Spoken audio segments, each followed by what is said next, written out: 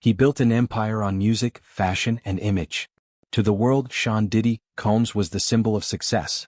A businessman, a mogul, a visionary. He turned Bad Boy Records into a cultural powerhouse, brought Harlem to the red carpet, and turned every room he entered into a moment. He wasn't just present, he dominated. But behind the awards, behind the wealth, behind the bodyguards and Bentleys, something else existed. Something no spotlight ever touched. Something private, hidden, controlled. It began as whispers, allegations. Rumors passed between assistants, former employees, people who said they saw too much and spoke too little. There were stories of private jets and penthouses, but not the kind told in champagne-soaked interviews. These stories didn't make it to the red carpet. These stories spoke of rooms without windows, of phones confiscated, of women flown in and told what to wear, what to say, who to please. These weren't parties according to those who were there, they were productions, orchestrated with precision, protected by loyalty, fear, and silence. And now that silence has cracked. Federal investigations, civil lawsuits, high-profile raids. Suddenly, the same man who once commanded arenas is walking into courtrooms, flanked not by fans but by attorneys, watching as a long-sealed history is peeled back, document by document, testimony by testimony. At the center of it all is a name the public thought they knew, and a phrase that's come to define the darkest allegations against him, the freak-offs. What were they? Who was there? What really happened behind closed doors? And why are so many people, from former girlfriends to government agencies, coming forward now? This is more than a celebrity scandal. It's a case built on fear, power, and control. And at its heart are women who say they lived through it and survived to tell their truth. This is the story of Sean Combs. Not the mogul, but the man on trial. Please don't forget to comment, like, and subscribe to this channel for more chilling stories like this. To understand how this moment came to be, how a courtroom replaced a concert hall, we have to look back. Long before the headlines, before the lawsuits, before the raids, there was a young man from Harlem. A name whispered through block parties and studio corridors, Sean Combs. He wasn't born into wealth. He built it, piece by piece. Starting with an internship at Uptown Records, where he learned how to spot talent, how to mold image, how to turn sound into power. By the early 1990s, he launched Bad Boy Records and with it, the soundtrack of a generation. He gave the world the notorious B.I.G.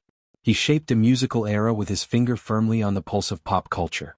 And when the industry zigged, he zagged. Fashion, fragrance, television, vodka, even politics. There was no lane he didn't enter, no room he didn't command. The public saw the headlines: platinum albums, million-dollar parties, champagne-soaked award shows, and a lifestyle so vast it became its own myth. He was the mogul in mink coats, the man behind the curtain and in front of the camera. He sold more than music. He sold aspiration. He packaged wealth, control, indulgence, and sold it to the world under the label of success. But power, when stretched across decades, rarely moves without resistance. Whispers started to follow him. Not in tabloids. Not on red carpets. But in sealed court documents. Confidential settlements. Anonymous tips. There were former employees who disappeared from the spotlight. Girlfriends who left without explanation. Quiet departures. Unexpected firings. Public loyalty. Private tension. And a growing list of incidents, dismissed as personal drama, or covered as entertainment. Some of it leaked into public view. The 1999 nightclub shooting. The trial that followed. Acquittals. Statements from publicists. Press releases that painted a polished surface over messy realities. And the image held. For a time. But the story didn't end with a verdict. It kept going. More artists left his label. More insiders walked away. Some began to talk, just enough to raise eyebrows, not enough to raise alarm. What was happening behind closed doors stayed there. At least for a while. Behind every public triumph, behind every chart-topping single, there was another side of the story. One the cameras weren't meant to see. And now those once hidden pieces are being pulled into the light. Not as gossip. Not as industry chatter. But as evidence. Testimony. Investigation. To many, Sean Combs is still the icon. The man who beat the odds, built an empire, and turned music into money. But to others, he represents something else entirely. The question now is, which version of that man will stand in court? And which version will history remember? There was a pattern to them, an order to the chaos. They weren't advertised and they weren't accidental. You wouldn't find a flyer or an invite. The right people simply knew when to show up. And when they did, Everything had already been arranged. They were called freak-offs. A name passed between industry insiders, whispered in studio halls and security backrooms. At first it sounded like slang, something wild, reckless, part of the scene. But the further you looked, the less harmless it became. The locations changed. Miami, New York, Los Angeles. Hotel suites, private residences, yachts. Always private, always secured. Phones were collected at the door. Sometimes identification. There were NDAs. Security at every entry point. And the list of names, both guests and staff, was managed with precision. Witnesses described the rooms as dimly lit, with music so loud it made conversation difficult. Liquor flowed freely. Pills were passed in small bags or open palms. The atmosphere was charged but controlled. Controlled by a small number of people who knew exactly how the night was supposed to go. The women, often models, dancers, aspiring singers, assistants, even strangers, were told what to wear, what not to wear, what to say, what not to say. Some were paid in advance. Others didn't know what they were walking into until they were already inside. There are accounts of women being flown in from out of state. Sometimes multiple at a time. Some were told they were coming to network. Others were promised they'd meet a producer. Few expected what came next. Former employees, drivers, and bodyguards say these events weren't spontaneous. They were curated. Some guests were regulars. Others were new, brought in by handlers or recruited through industry connections. Certain guests were chosen, not to party but to participate. The line between entertainment and coercion was often described as invisible, but unmistakable. There were rules that weren't spoken but understood. If you questioned them, you weren't invited back. If you stayed silent, you might be rewarded. Attendees recall seeing people ushered into side rooms. Some returned looking disoriented. Some didn't return at all. When things went too far, when someone cried or stumbled or tried to leave, the music kept playing. Those who worked the events say they were instructed to ignore, to stand still, to watch but not see, to hear but not listen. Many say they stayed quiet out of fear, not just fear of losing their job but fear of being targeted, blacklisted, or worse. This was a world run by influence, and influence in this case meant silence. But silence doesn't last forever. In court filings, witness statements, and leaked testimonies, the same details kept appearing. The same rooms, the same names, the same routines. Descriptions of women passed between guests. Of forced encounters. Of scenes that left some traumatized and others numb. And at the center of it all, the same man. The same name. A presence so powerful, even those who claimed they never saw him at the events, said they knew who they were really there for. To the public, they were nothing more than rumors. Industry gossip. But to those who were there, they were nights they couldn't forget, no matter how hard they tried. The freak-offs weren't just parties. According to those now speaking out, they were something else entirely. Something constructed, managed, and, for years, completely hidden from view. Until now. 4 years, the public saw what they were meant to see: red carpets, music videos, coordinated outfits, award shows. They saw affection, glamour, the curated chemistry of a power couple. Cassie Ventura and Sean Combs, she the rising singer, he the mogul who discovered her. What the public didn't see was what happened after the cameras stopped flashing. Behind the private jets, the matching designer wardrobes, and the million-dollar homes was a relationship that, according to Cassie, operated under rules few would recognize as love. In court documents filed in 2023, Cassie detailed a history of control that began when she was just 19 years old. A woman entering the industry, trusting the man who promised to protect her career. Over time, she says that promise became a cage. She alleged she was isolated from friends, monitored, threatened, and subjected to repeated acts of violence. Some were physical, some emotional, others sexual in nature. According to her, the freak-offs were not just events she attended, they were things she was made to endure. Cassie's words were deliberate, exacting. She described being forced into encounters with strangers, of being given drugs, of being videotaped, and of being told this was what it took to stay in the lifestyle, to stay in the music, to stay in his world. She wasn't alone. In the months that followed her lawsuit, others stepped forward. Some filed anonymously. Others used their names. One of them was Capricorn Clark, a former creative director who once held a high-ranking role in Diddy's inner circle. Her role was professional. Her testimony deeply personal. She described a culture where women were frequently undermined, sexualized, and strategically disempowered. She recounted moments where silence was expected, where speaking up meant being pushed out, Another woman, filing under the pseudonym Jane Doe, claimed she was assaulted at just 17 years old. Another alleged a gun was used to keep her compliant. The accusations spanned cities, years, decades. Different women. Similar patterns. Some said they stayed because they were afraid. Others because they didn't know who would believe them. And then there were those who said they didn't speak out because they were convinced it wouldn't matter. Until Cassie. Her lawsuit, settled just one day after it was filed, sent a signal. It told other women that what they had lived through wasn't invisible anymore. And as more names were added to court records and more details leaked into the press, a new portrait of Diddy began to form. One shaped not by PR but by accusation. These women didn't speak from stages. They weren't interviewed on morning shows. Many stayed out of the spotlight. But in their legal filings, in their statements to law enforcement, in their sworn affidavits, they told their stories. Some shared emails. Others voicemails. Photos. Medical records. Pieces of a past they had tried to forget. Together, these accounts formed a timeline that prosecutors began to map, allegation by allegation, year by year. Each woman's voice, once isolated, became part of a larger chorus. A chorus that reached into the halls of federal agencies, investigative newsrooms, and public consciousness. And with each name that came forward, the stakes of the case changed. What was once whispered in green rooms and security vans was now a matter of public record. And the man at the center of it all, once surrounded by silence, now faces a reckoning shaped by the voices of those who say they lived it. Voices that, for the first time, refused to be ignored. When the first lawsuit was filed, the world paused.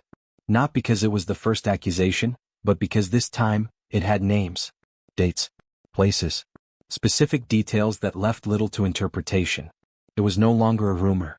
It was a matter of legal record. And then came more. One by one, civil suits began stacking. In New York. In California. Some filed under the Adult Survivors Act. Others through direct criminal complaints. Allegations once whispered in private were now printed in court documents. Pages of testimony accusing Sean Combs of acts spanning decades. Sex trafficking. Racketeering. Transportation for illegal sexual activity. Coercion. Assault. Intimidation. Prosecutors alleged that these weren't isolated incidents, but parts of a structured operation. One that protected itself through money, fear, and influence. They claimed there was a system. One where assistants coordinated flights, handlers recruited women, security enforced boundaries, and silence was ensured with legal agreements and threats. One document described a network of enablers. Another, a controlled environment, where consent became irrelevant. Investigators began piecing together timelines. Surveillance footage. Financial records. Private messages. Cell tower data. Evidence that, according to sources close to the case, connected allegations across multiple states and multiple years. A pattern, they said. Not a single case but a structure. Not a mistake but a method. And yet, for every allegation there is a defense. Sean Combs has denied all claims. Through statements released by his legal team, he maintains his innocence and asserts that the accusations are false, inflammatory, and designed to destroy his legacy. He claims he is being targeted, that the lawsuits are opportunistic, timed for maximum exposure, and built on exaggerations. His attorneys argue that no criminal convictions have been made. That much of what is being presented is unverified, unproven, or taken out of context. In one filing, they describe the claims as fabrications fueled by media sensationalism. They point to the quick settlements, like the one with Cassie, not as admissions of guilt, but as strategic decisions made to avoid prolonged public battles. They argue that their client has built careers, not destroyed them. That he supported women, not exploited them. But the courtroom is not ruled by narrative. It is ruled by evidence. And that evidence, piece by piece, has become the center of the legal war now playing out across jurisdictions. Depositions are being scheduled. Subpoenas issued. Federal agencies have entered the picture.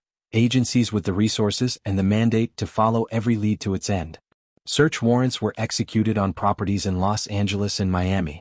Hard drives seized. Electronic devices taken. Insiders questioned. Former staff recontacted. What began as isolated filings has escalated into a full-scale investigation involving both civil litigation and potential criminal prosecution. In response, Combs' team has launched a media defense. Interviews. Press releases. Legal motions designed to dismiss claims and question the credibility of the accusers. At every step, his camp has maintained, These allegations are false, this case is built on lies and the public is being misled. But the law doesn't move at the speed of headlines. It moves slowly, deliberately. And now that movement is aimed at a man who once seemed untouchable. Inside courtrooms and conference rooms, a case is being built. On one side, claims of power abused. On the other, a defense built on doubt. What happens next will not be decided in comments or clicks. It will be decided under oath. In the presence of judges, juries, and a system now focused squarely on the man who spent decades just beyond its reach. Please don't forget to comment, like and subscribe to this channel for more chilling stories like this.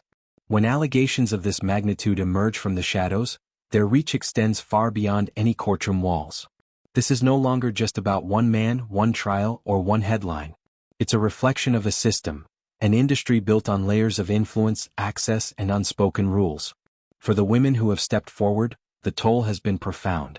Some describe their lives as forever altered, careers stalled or ended, reputations questioned, personal trauma intensified under the weight of public scrutiny. The emotional cost is immeasurable. The fear of disbelief, the burden of reliving painful memories, and for many, the loneliness of standing against a powerful figure whose name carries weight in every room. Legal experts and advocates say cases like this expose deep-rooted issues, problems that extend far beyond a single trial. They point to patterns of behavior that have persisted in the entertainment world for decades, shielded by silence and protected by power. This case has prompted urgent conversations about accountability, about how individuals with influence can operate above reproach, often leaving those without it vulnerable and voiceless. Industry insiders acknowledge that for years, warnings were ignored or dismissed. Complaints were minimized. Women were advised to stay quiet, to move on, or to accept that speaking out would come with serious consequences. The question now is whether this moment will become a turning point, whether a long overdue reckoning is underway. Some see it as an opportunity for structural change, stronger protections, transparent processes, and a shift in culture. But change is neither swift nor simple. It requires confronting uncomfortable truths, admitting that power imbalances have enabled misconduct and allowed predatory behavior to thrive. As this case unfolds, it challenges not only the individuals involved but also the industry's responsibility to protect its members, to listen, and to act decisively. For victims, the hope is for justice, not just in courts but in the halls of studios, agencies, and boardrooms where decisions are made, where policies are written, where the future of the industry will be shaped. The impact of these allegations resonates far beyond one trial. It is a call for awareness, for vigilance, and for a fundamental reconsideration of how power is wielded and who it protects. In this story, the voices of those who dared to speak out echo louder than ever. Their courage has forced a spotlight on issues that many preferred to keep hidden. And that light continues to shine, demanding answers, demanding change. As the gavel slams and the courtroom doors open each day, the eyes of the world remain fixed on a case that refuses to fade into the background. This trial is no longer just about Sean Combs. It has become a symbol, a focal point for a much larger conversation about power, justice, and the price of silence. For months, the legal teams have presented their cases. Evidence has been examined under the strictest scrutiny. Witnesses have taken the stand. The tension between truth and denial, between accusation and defense, is palpable even in its absence, felt in every pause, every objection, every strategic move. But the outcome is far from certain. Trials of this magnitude are complex, often unpredictable in their unfolding, and the consequences will stretch far beyond the courtroom's walls. If the verdict favors the accusers, it could send shockwaves through the entertainment world, signaling a shift where no one is beyond accountability, where voices long silenced find not only recognition but justice. For the victims, such a decision could bring a measure of closure, a public acknowledgement of their suffering, and a beacon of hope for others still afraid to speak. Yet, if the verdict swings the other way, the implications are equally profound, raising questions about the challenges victims face in proving their cases, about the power structures that still protect the influential, and about the persistent barriers to justice. Beyond this trial, the ripple effect is already being felt. Industry leaders, advocates, and lawmakers are watching closely, aware that the conversation sparked here may reshape policies and influence future legal frameworks. This moment stands at a crossroads. It calls on us to consider not just the details of one case, but the broader culture it reflects, a culture where fame and money can obscure truth, and where the struggle for accountability continues. As the trial unfolds, the world waits, holding its breath for the next development, the next revelation, the next step in a process that will resonate for years to come. No matter the outcome, this case has changed the landscape. It has lifted the veil on realities many prefer to ignore, and it has made clear that the pursuit of justice is ongoing, relentless, and necessary. And so, as the gavel strikes and the trial proceeds, the question remains: what will the future hold? For Sean Combs, for his accusers, for an industry grappling with its own reckoning, and for all those watching, waiting, hoping that truth, whatever it may be, will finally emerge. As this chapter of the story comes to a close, the weight of what has unfolded lingers heavily. What began as headlines and whispers has transformed into a moment that challenges how we see power, responsibility, and the truth. This trial, with its far-reaching allegations and fierce defenses, reminds us that justice is not simply a word, it is a pursuit. A pursuit that demands courage, endurance, and the willingness to confront uncomfortable realities. The voices we've heard, the brave women who stepped forward, echo beyond these proceedings. They represent more than individual stories. They stand for the countless others whose experiences have been overlooked, dismissed, or erased. This case forces us to reckon with the gaps in our systems, the cracks where exploitation can take root, and the urgent need to listen more closely, believe more readily, and act more decisively. But it also leaves us with questions. Questions that go beyond any verdict or settlement. How will the industry change? How will accountability be ensured? And how will we, as a society, support those who come forward? As you watch and reflect, consider the magnitude of what justice truly means. Not only in the courtroom but in everyday lives, in the spaces where silence has too often been the easiest path. Now, this story is not just ours to tell. It is yours to engage with. What do you believe? What do you see as the path forward? Please don't forget to comment, like, and subscribe to this channel for more chilling stories like this. Join the conversation. Share your thoughts, your questions, your reflections. Because when voices rise together, change becomes possible.